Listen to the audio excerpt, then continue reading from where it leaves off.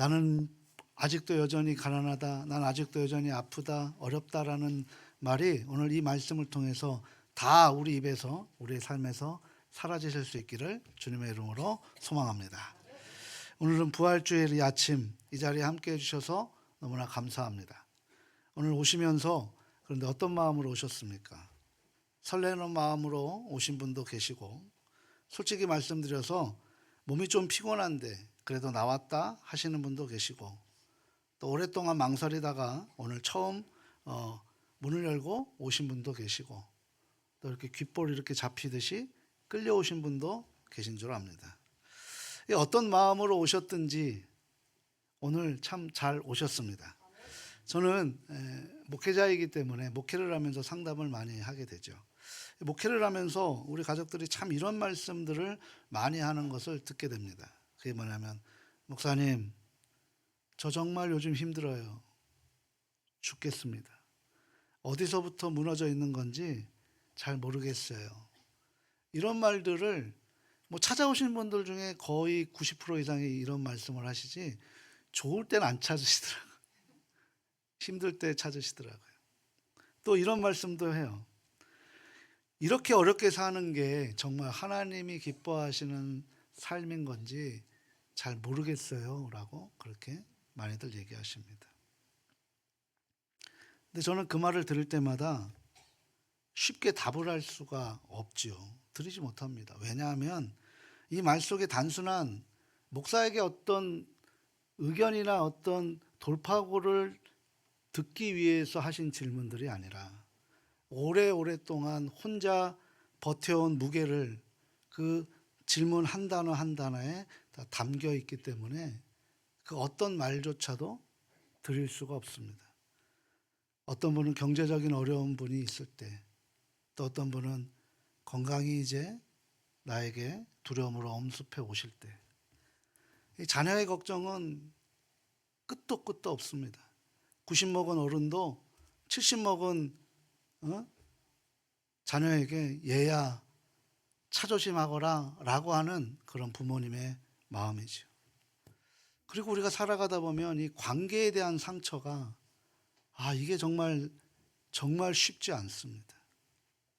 그런데 오늘 이 부활주일 아침에 하나님의 사람이라고 하는 사도 바울이라는 사람이 우리에게 아주 단순한 질문을 하나 던집니다.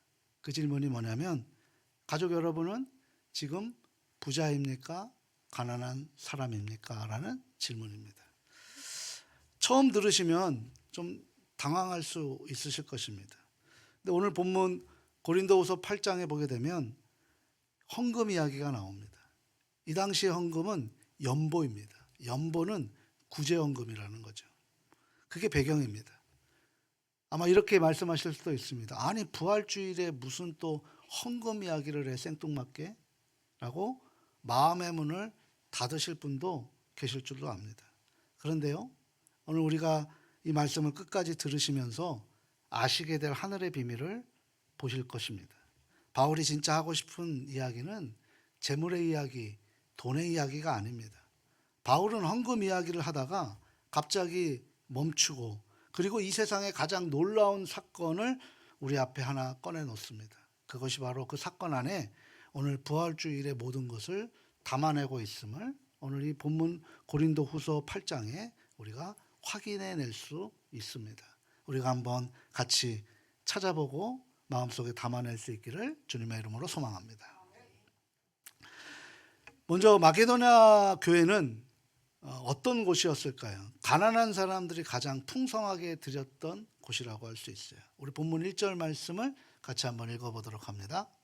형제들아, 하나님께서 마게도냐 교회들에게 주신 은혜를 우리가 너희에게 알리노니. 아멘. 형제들아, 이건 고린도 교회를 얘기하죠. 우리로 얘기합니다.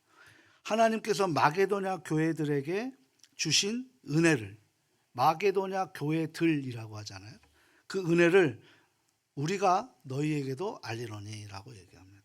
그럼 마게도냐가 어디 지역일까? 마게도냐의 그 지리적 배경을 한번 보게 되면 마게도냐는 지금의 그리스 북부 지역입니다. 어떻게 보면 바울이 네아폴리로 들어가서 빌립보로 들어가게 되는 첫 번째 교회들이 바로 그 마게도냐 북부 지역이라고 볼 수 있죠. 뭐 빌립보, 데살로니가, 베레아 그 도시들에게는 교회가 없었습니다. 그런데 이 지역이 어떤 곳인지를 우리가 확인해 볼 필요가 있습니다. 바울이 선교 여행 중에 가장 고생이 많았던 곳이 어디냐면 바로 이 마게도냐 북부 지역이에요. 가자마자 빌립보에 가서 어떤 일이 벌어졌습니까? 감옥에 갇혔습니다. 빌립보서는 옥중서신입니다. 그리고 데살로니가에 가서 그 데살로니가 지역의 깡패들이 바울을 때려 죽이려고 했기 때문에 그 군중들에게 쫓겨나서 베레아까지 갔고 그 베레아까지 쫓아가게 되는 그런 일들이 벌어지는, 그래서 피신까지 하게 되는 일들이 벌어집니다.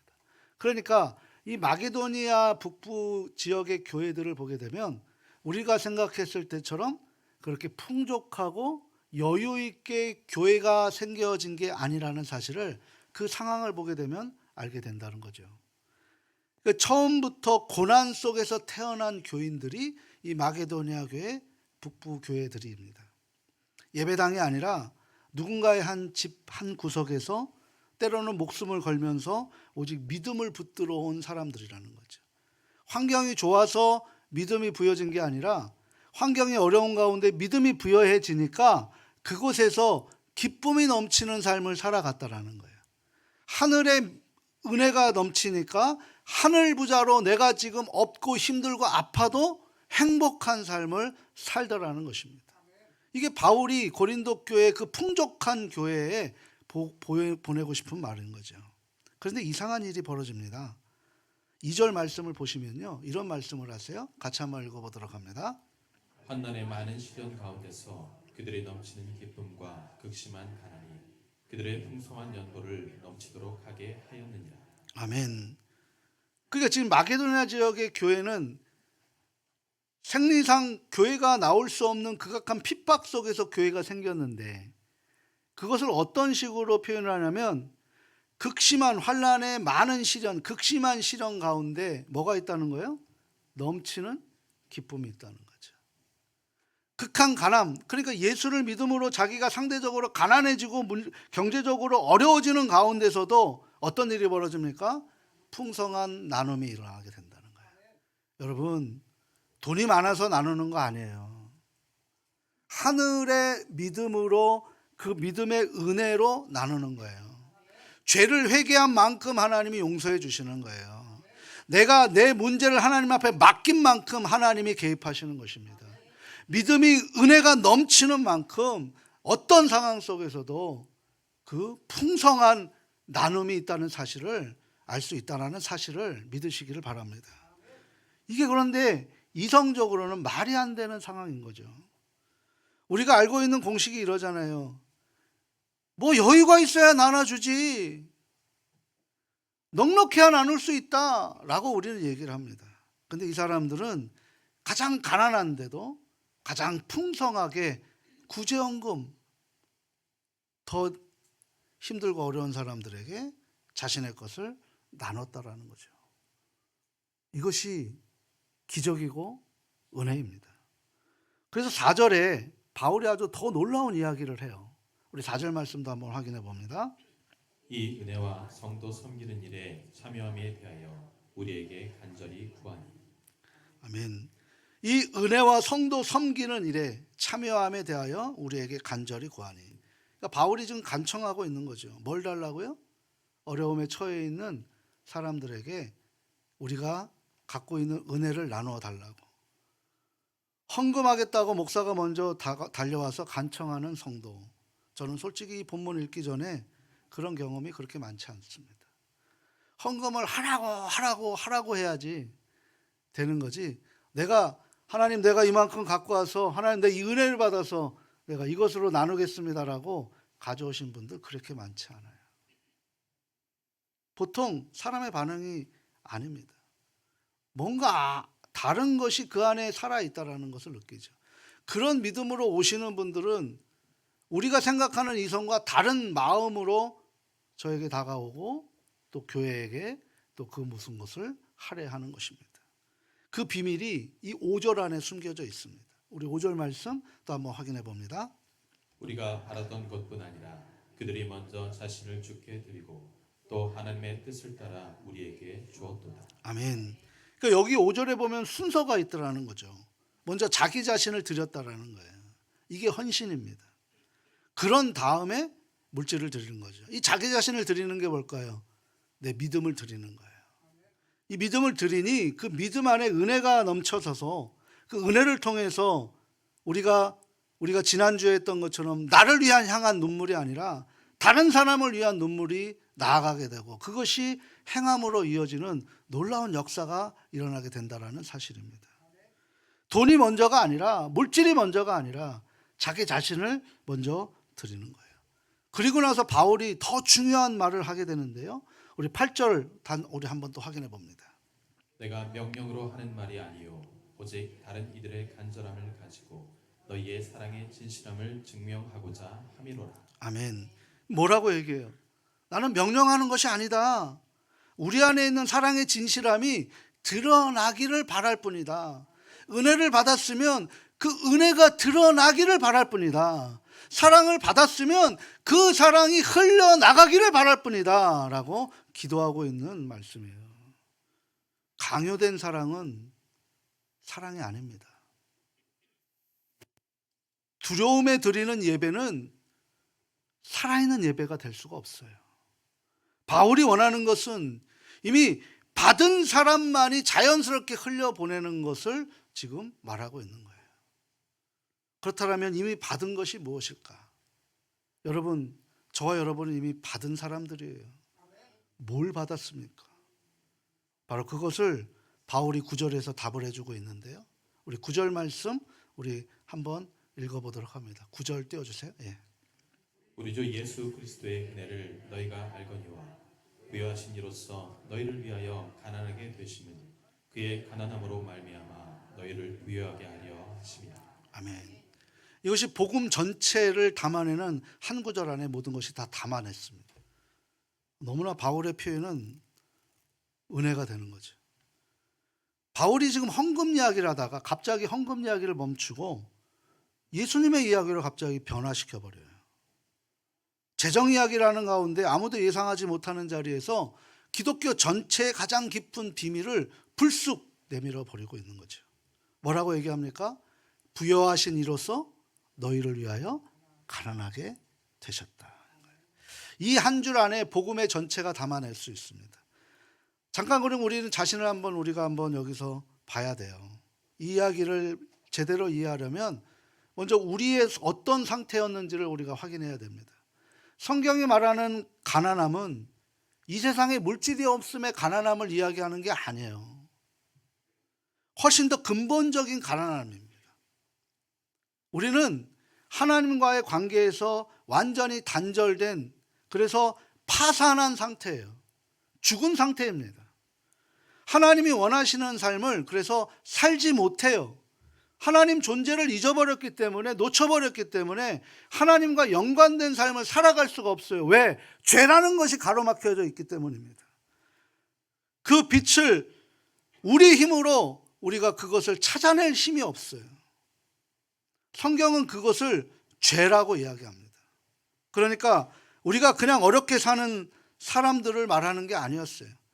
하나님 앞에서 완전히 망한 상태가 바로 저와 여러분의 상태였던 거죠. 스스로 아무것도 할 수 없는 상태, 그냥 죽음으로 흘러가는 좌석에 이끌려서 그 죄라는 것에 이끌려서 저 무저갱에 그저 시간이 될 때까지 끌려가는 상태로 우리가 살았다라는 것입니다. 하늘에 있어야 할 것, 하나님이 주셔야 할 것들을 다 잃어버린 절망의 상태가 바로 저와 여러분의 예수를 믿기 전에 부활의 산소망을 붙들기 전의 상태였다라는 사실입니다. 그 자리에, 그 절망의 자리에 우리 주님이 가장 부요하신 이가 가장 가난한 자리로 내려오신 것이 성육신의 은혜라는 거예요. 부요하신 이로써, 저는 이 말씀에 엄청난 무게를 느끼게 됩니다. 그 부요하신 이가 어떤 분이냐? 그분은 이 온 우주를 창조하시고 온 우주를 다스리시는 통치자이십니다. 저 밤하늘의 별들, 오늘 저 뜨는 태양, 구름, 바람, 바다의 깊음, 이 생명 모든 자체가 다 그분의 것이었습니다. 그것보다 부요한 이가 어디 있겠습니까?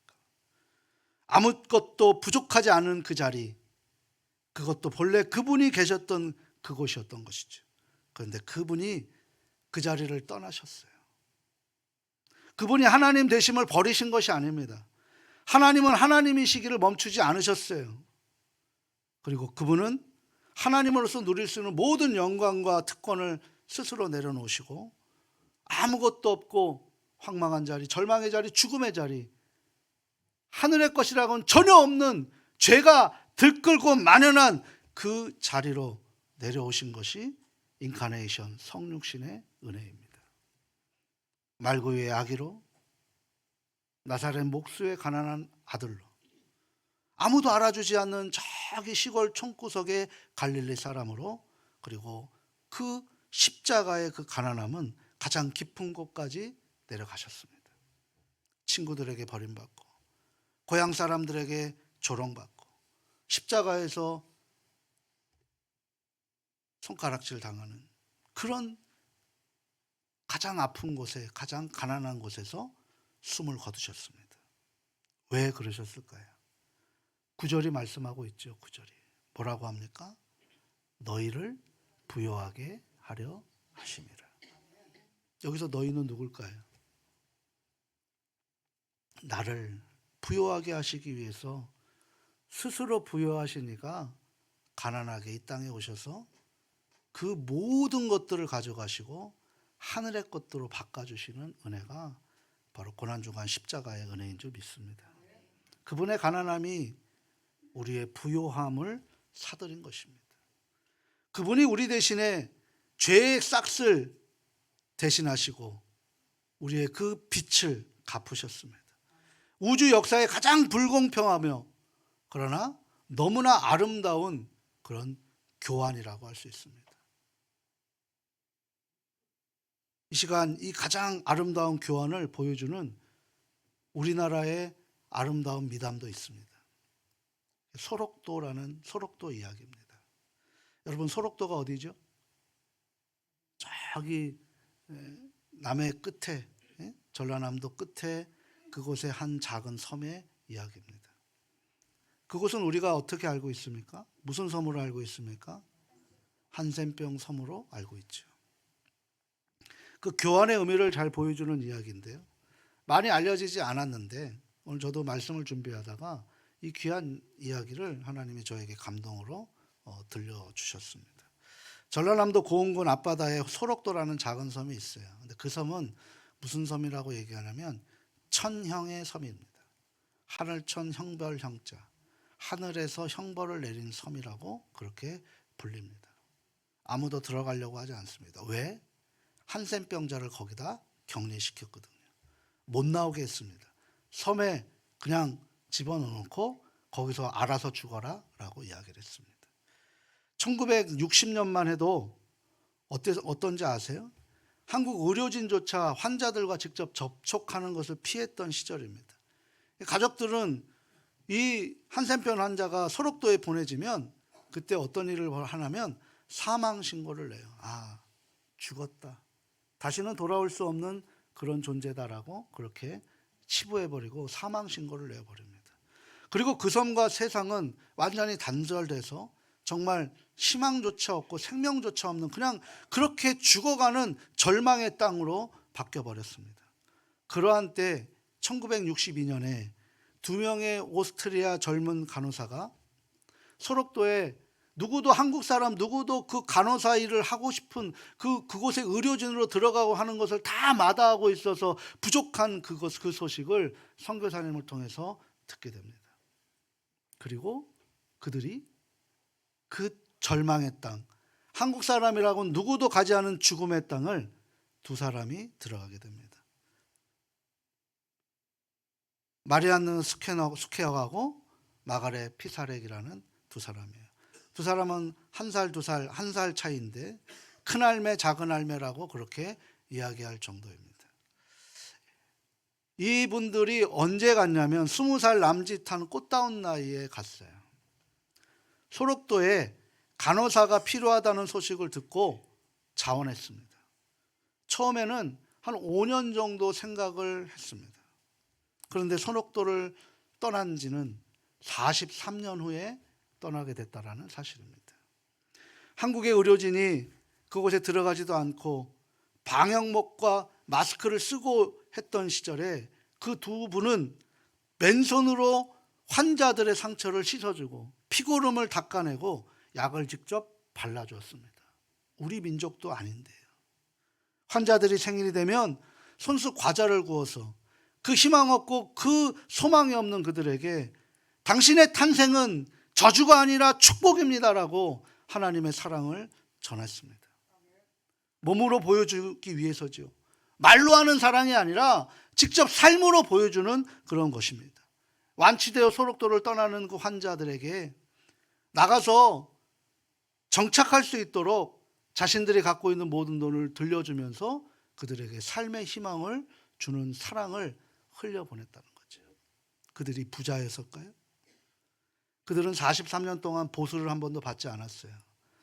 젊은 20살 때 와서 무슨 돈으로 그곳에서 살 수 있었겠습니까? 돌아가신 환자들의 옷 중에서 멀쩡한 옷을 골라서 기워 입었을 정도로 그런 청빙한 삶을 사셨습니다. 숙소에 지네가 나와도 그 방을 고치지도 않았어요. 있는 돈은 전부 환자를 위해 사용했습니다. 그리고 2005년 11월 당시 70세가 넘는 나이에 두 분은 소록도를 떠나게 됩니다.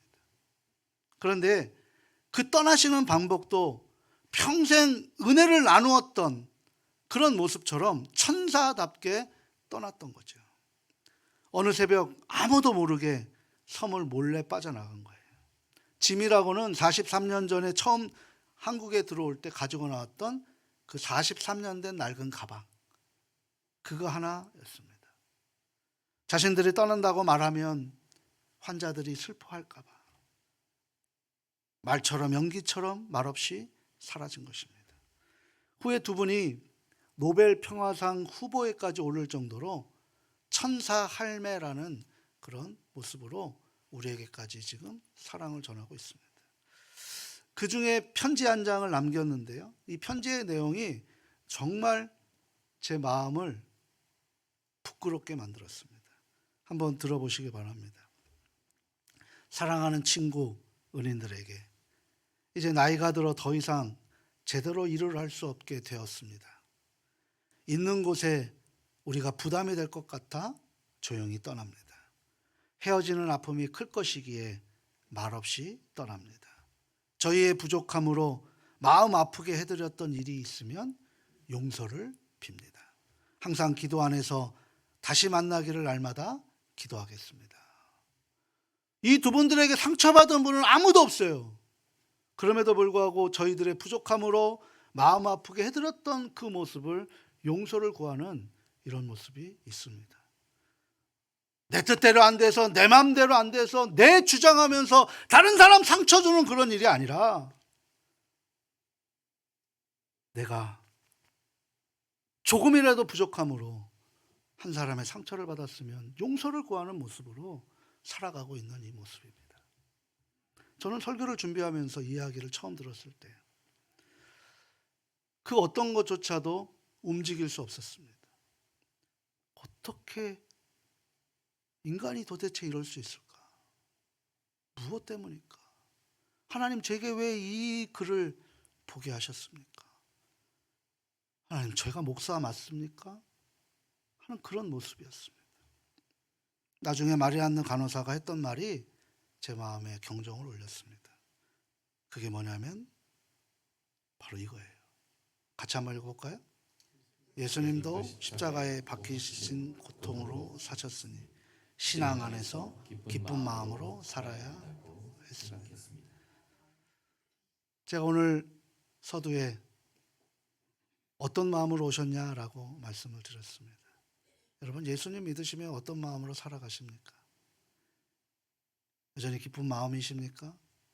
예수님이 십자가에 못 박히시는 고통으로 사셨으니 내가 신앙 안에서 기쁜 마음으로 살아야 한다고 생각했다라는 이 고백이 오늘 이 부활 아침 그 어떤 것보다 부요한 이미 받은 사람들의 고백이 되어야 될 줄 믿습니다. 이 위대한 교환, 그것을 하나님께서 그냥 말씀하신 것이 아니라 우리에게 확인 도장을 찍어주신 거예요. 그것이 무엇입니까? 바로 십자가인 거죠. 그리고 십자가로 인해서 우리의 빚은 다 갚아졌습니다. 예수님이 마지막 숨을 거두시면서 다 이루셨다라고 선언하셨던 거죠. 그렇다면 오늘 이 빈무덤의 부활은 무엇을 의미하는 것일까요? 한번 생각해 보십시오. 만약 예수님이 십자가에 죽으시고 난 이후에 그 다음에 아무 일도 일어나지 않고 3일 만에 주님이 부활하지 않으셨다면 우리는 더 이상 주님은 우리와 함께 하실 수 없게 된다는 사실입니다. 그런데요, 오늘 아침 부활하셔서 우리에게 빈 무덤을 보여주셨습니다. 부활은 그래서 하나님의 교환 전체에 도장을 찍으신 사건이라고 할 수 있습니다. 그렇다, 이 교환은 진짜다. 내가 부요한 이가 가장 가난한 사람들을 위해서 그 가난한 사람을 부요하게 하시기 위해서 내가 모든 것을 교환하는 이는 진짜다. 내 아들이 치는 이 가난함은 실제로 너희의 부요함이 된다. 내가 보증한다. 그것이 바로 부활이다 라고 보여주고 있는 것이죠. 이 빈 무덤이 그것을 말씀하고 있는 것입니다. 그래서 오늘은 기쁜 날입니다. 단지 신기한 기적을 목격해서가 아닙니다. 그분의 가난함이 내 부요함으로 만들었다는 소식이 우리에게 기쁜 소식으로 다가왔다라는 사실입니다. 그리고 그 부요함은 아무도 뺏어갈 수 없습니다. 아무리 우리가 가난하고 내가 배가 고프고 죽어가도 몸이 아파도 상황이 어려워져도 이 부요함은 취소되지 않습니다. 부활이 그것을 보증해 두기 때문입니다. 그래서 우리는 부요한 사람으로 살아가셔야 될 줄 믿습니다. 근데 이 나눔은 명령이 아닙니다. 흘러 넘침입니다. 여러분이 얼만큼 흘러 넘치느냐는 내가 얼마나 하늘의 부자로 살아가느냐라는 것에 달려 있는 것이죠. 내가 얼마나 다른 사람을 향해 눈물을 흘리는 그 눈물에 귀함을 얻느냐라는 것으로 우리의 인생은 달라지는 것입니다. 그래서 바울은 7절에서 이렇게 말을 해요. 같이 한번 읽어보도록 합니다. 오직 너희는 믿음과 말과 지식과 모든 간절함과 우리를 사랑하는 이 모든 일에 풍성한 것 같이 이 은혜에도 풍성하게 할지니라. 아멘. 이 말에 어디 바울의 강요가 있습니까? 이 말에 어디 바울이 명령을 했습니까? 전혀 없습니다. 이렇게 말하는 거예요. 여러분은 이미 믿음으로 사랑에서도 풍성하잖아요. 이 나눔에서도 풍성함을 드러내면 됩니다라고 얘기를 하는 거예요. 왜 이게 가능할까요? 이미 저와 여러분 받았기 때문입니다. 이미 부요해졌기 때문입니다. 나눔을 억지로 짜내는 게 아닙니다. 넘치는 것이 자연스럽게 흘러가는 것입니다. 오늘 이 자리에 아직 기독교라는 것, 이 정신을 모르시는 분들도 분명히 있을 줄 압니다. 교회를 다닌다고 다 교인이 되는 게 아니에요. 교회를 다닌다고 다 성도가 되는 것이 아닙니다. 기독교 정신을 모르면 그분은 여전히 신앙생활을 하는 것이 아니라 종교생활을 할 수밖에 없는 것이고 끌려가고 억지로 가는 그런 힘든 생활을 할 수밖에 없는 것입니다. 여전히 내 감정에 의해서 자기 맘대로 쥐락펴락하려고 그렇게 하는 것입니다. 기독교는 착하게 살려고 하는 종교가 아닙니다. 도덕적으로 열심히 해서 하나님 앞에 온전하게 서 있는 종교가 아닙니다. 기독교의 핵심은 바로 이거예요. 우리 한번 같이 한번 읽어보도록 할까요? 내가 하나님 앞에서 얼마나 가난한지를 인정하는 것, 그리고 그 가난함을 채우기 위해 직접 가난해지신 주님을 받아들이는 것입니다. 아멘. 이것을 다른 말로 하면 하나님, 나는 아무것도 할 수 없는 존재입니다. 나는 연약한 존재입니다. 내가 얼마나 똑똑한들, 내가 얼마나 선하든 그건 하나님 앞에 부지없는 것입니다. 그리고 내 이 부족함을 하나님이 채워주시기 위해 가난해지신 주님을 받아들일 수 있도록, 주님 앞에 맡길 수 있도록 주님 도와주십시오. 이게 기독교 정신이고 핵심입니다. 이게 믿음이라는 거예요. 부활주일 그 문을 가족들 앞에 지금 활짝 열려 있습니다. 우리가 이 한 주간 한번 이 부분을 했으면 좋겠어요. 다른 거 다 잊어버리셔도 돼요. 오늘 말씀의 제목처럼 나는 부요한 사람입니다. 우리 한번 고백했으면 좋겠습니다. 나는 부요한 사람입니다. 죄에서 자유로워졌고 죽음에서도 건져졌고 영원한 삶을 약속을 받았습니다. 이 사실을 우리가 너무나 잊고 살아가다 보니 우리가 그 부요한 사람인데도 불구하고 우리가 인색하게, 가난하게, 힘들게, 두렵게 우리가 살아가고 있는 모습이라는 거예요. 마게도나 교인들이 그 가난하고 그 열악한 시련 가운데서도 기쁘게 드릴 수 있었던 이유는 딱 하나예요. 그게 뭡니까? 나는 이미 부요한 사람이다. 나는 이미 하늘의 것을 받은 하늘 부자다라는 사실을 붙들고 있었기 때문입니다. 삶의 자리에 돌아가시는 길에 딱 한 가지만 해보시길 바랍니다. 내 주변에 지금 가장 가난한 사람이 누구인지 가장 이름 하나를 마음속에 하나님께서 떠올려 주실 것입니다. 때로는 경제적인 어려운 분들도 계실 수 있고 마음의 상처를 입은 분도 계시고 아직 복음을 모르는 분들도 계실 것입니다. 그 이름을 마음에 품으시고 이렇게 생각하고 선포해 보시길 바랍니다. 나는 이미 부요한 사람이다. 그러나 이 사람에게 무언가를 흘려보낼 수 있다. 이것이 바로 부활의 첫 걸음인 줄 믿습니다. 마게도냐 교인들이 기쁨으로 했던 것처럼 소록도의 마리아나와 마가렛이 43년 동안 기쁨으로 그 일을 감당했던 것처럼 제가 설교 시작에 이런 말씀을 드렸죠. 목사님, 이렇게 어렵게 사는 게 정말 하나님이 기뻐하시는 삶인가 모르겠어요. 저는 이 질문에 이제 이렇게 답하고 싶습니다. 좋아요.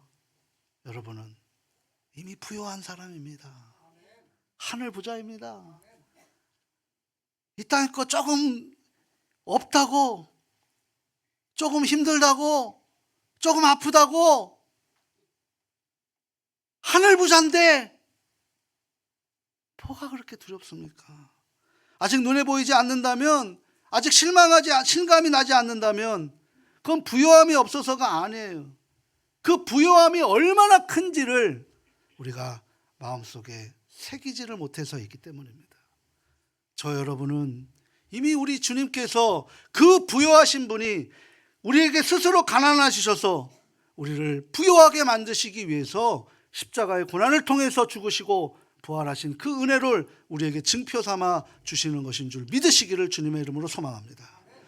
이제 더 이상 우리는 이 땅의 가난한 자로 살아가지 마시고 하늘의 부자로 살아가시면서 내가 있는 그곳에서 최선을 다해 내가 받은 은혜만큼 기쁨과 감사하는 마음으로 흘려보내는 일에 우리 모두가 함께 동참하는 예언공동체 다 되실 수 있기를 주님의 이름으로 축원합니다.